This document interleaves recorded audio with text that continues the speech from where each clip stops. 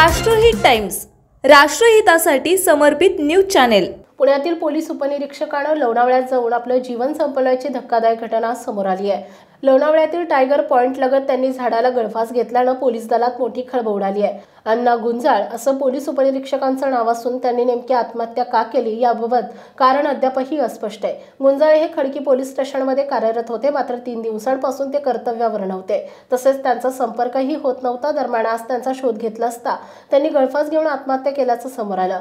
अण्णा गुंजाळ यांनी गळफास घेतल्याचं उघडकीस आल्यानंतर पोलीस खात्यात खळबळ उडाली आहे। लोणावळ्यातील टायगर पॉइंटवर त्यांची गाडी सुद्धा आढळलेली आहे। या गाडीत एक डायरी आहे, कदाचित या डायरीमध्ये त्यांच्या आत्महत्येमागचं कारण दडलेलं असू शकतं।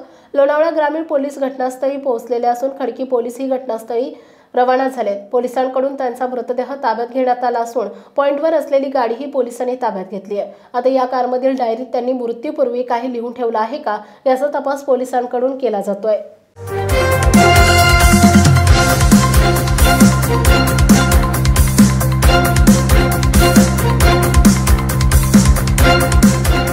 राष्ट्रहित टाइम्स, राष्ट्रहितासाठी समर्पित न्यूज चॅनेल।